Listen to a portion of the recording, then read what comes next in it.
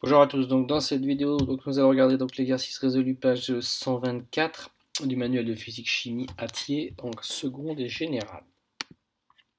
Donc cet exercice va parler de transformation chimique. Donc comme de nombreux métaux, le magnésium MgS réagit avec une solution d'acide chlorhydrique, donc on vous donne les deux ions présents, donc H+ et Cl-, et bien entendu ça veut dire qu'il y a de l'eau, quel solvant. Il se forme entre autres du dihydrogène gazeux. Lors de la transformation, la température augmente. Les tests d'identification réalisés sur la solution homogène obtenue à la fin de la transformation montrent la présence d'ions Mg2+, et d'ions chlorure. Le pH de cette solution est inférieur à 7.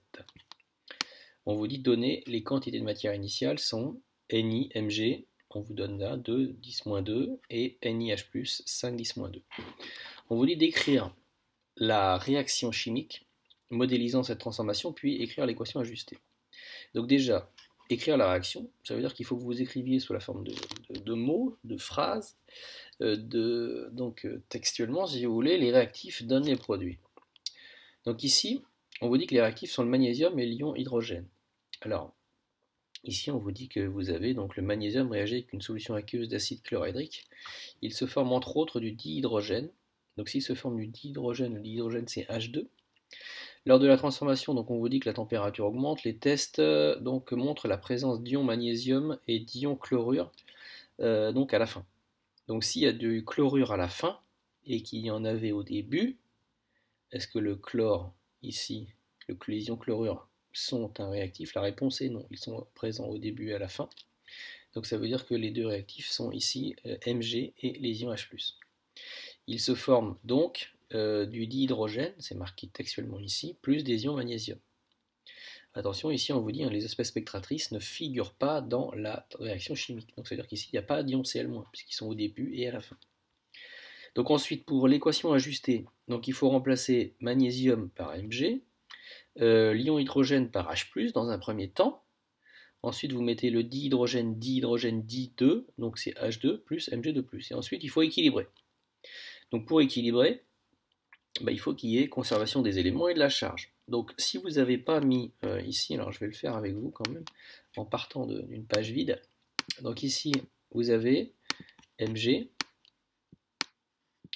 plus H+, alors je ne mets pas les symboles par souci de simplicité, va donner donc Mg2+,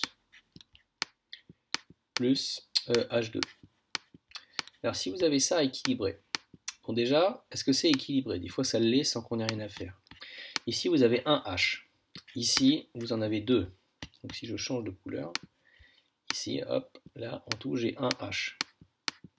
Là j'en ai deux. Pourquoi j'en ai deux? Parce que là j'en ai un, et dans H2 il y en a deux. Donc je prends une fois un paquet de deux, donc il y en a deux. Donc déjà c'est pas équilibré. Donc si c'est pas équilibré, on pourrait se dire, bon ben, il faut, s'il y en a deux là, ben, il faut que j'en prenne deux. Donc pas d'autre choix que de mettre ici un 2.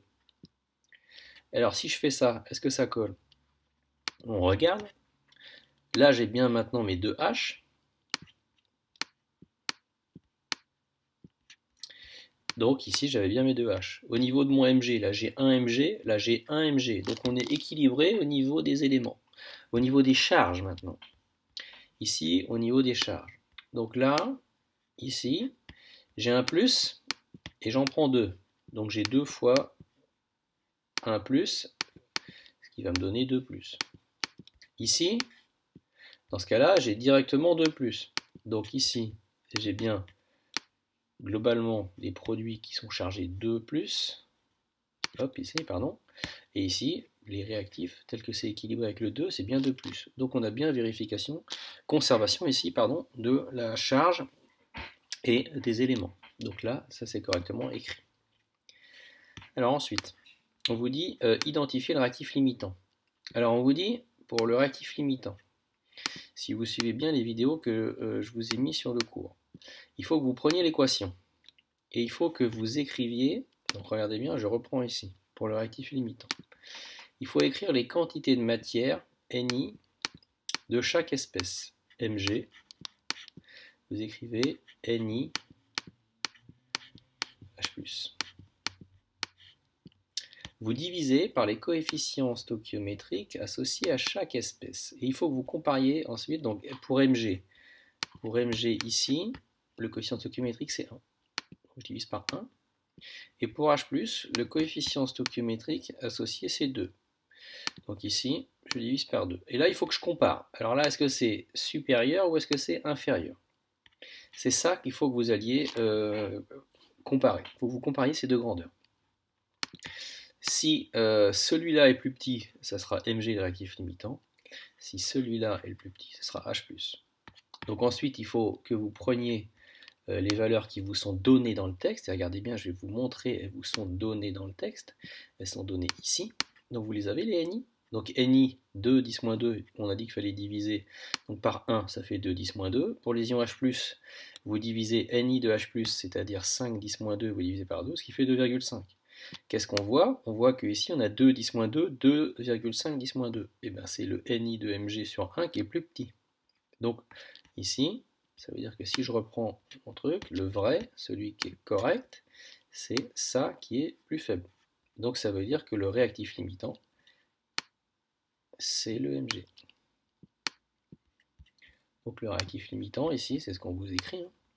Donc, le réactif limitant est donc le magnésium. La solution obtenue est homogène et acide. Alors, on continue parce qu'il y avait deux parties dans la question. La solution obtenue est homogène et acide. Elle ne contient donc pas de magnésium solide. En revanche, les ions hydrogène sont toujours présents. Par conséquent, les observations expérimentales confirment l'étude. Alors ça veut dire quoi? Ça veut dire que si lui est réactif limitant, il est entièrement consommé. Donc s'il est entièrement consommé, ça veut dire qu'à la fin, il n'y en a plus. Donc si à la fin, il n'y en a plus, ça veut dire qu'on ne voit plus de poudre, on ne voit plus de solide. Et il ne reste donc que celui-là qui est en excès. Et on vous dit que la solution, elle est acide. Bah, si tous les H+, alors que H+, est la particule responsable de l'acidité, donc c'est normal que s'il en reste, la solution soit acide. Et ensuite, ici vous avez des ions, et ici vous avez un gaz. Le gaz va forcément s'évaporer, donc c'est pour ça que la solution, elle est, si vous voulez, et dans le texte, ils utilisent le terme, donc la solution est homogène et acide. Surtout homogène. Alors indiquer le caractère endo ou exothermique, on vous dit qu'ici il y a une augmentation de la température. Donc si vous avez une augmentation de la température, ça veut dire qu'il y a une libération d'énergie, et donc la transformation chimique, elle est exothermique. Voilà, donc j'espère que cette vidéo vous sera utile.